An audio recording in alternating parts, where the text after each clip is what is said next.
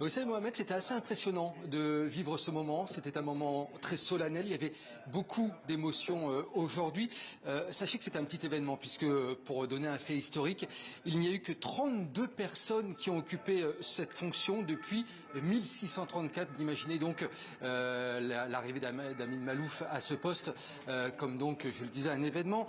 Secrétaire de l'Académie française, c'est un poste perpétuel, c'est-à-dire qu'il n'est pas limité dans le temps.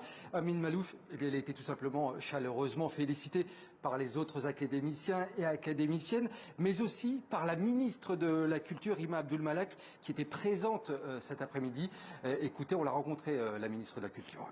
C'est un magnifique symbole pour tous les francophones du monde. Et je ne le dis pas parce que je suis libanaise, mais vraiment parce que j'aime la langue française autant que ce qu'Amin aime la langue française. Et j'ai découvert dans ses livres la beauté de cette langue aussi. Et je pense que tous les francophones de la planète se reconnaîtront dans ce choix. Merci aux académiciens.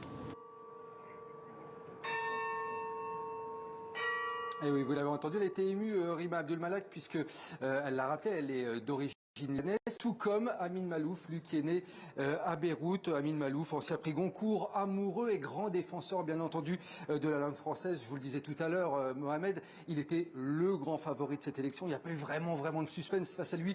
Il avait son ami Jean-Christophe Ruffin. D'ailleurs, ça a fait un petit peu débat, hein, cette candidature de Jean-Christophe Ruffin qui est proche d'Amin Malouf, puisqu'on se disait, écoutez, il va peut-être y avoir une autoroute pour Amin Malouf. Eh bien non, on a appris lundi que Jean-Christophe Ruffin finalement déposé sa candidature. Mais bon, Amin Malouf, en conférence tout à l'heure, nous a dit pas de problème, ça reste mon ami, je continuerai à lui serrer la main. Donc voilà, le débat est clos. Mais voilà pour Amin Malouf, qui est donc le nouveau secrétaire perpétuel de l'Académie française.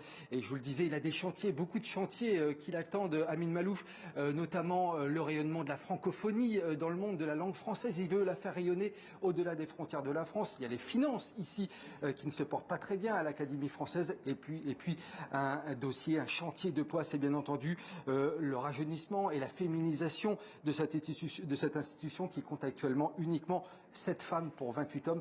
Ça va être un des gros dossiers qui attend Amin Malouf, il nous l'a rappelé tout à l'heure. Il va s'y atteler dès les prochaines semaines. Nicolas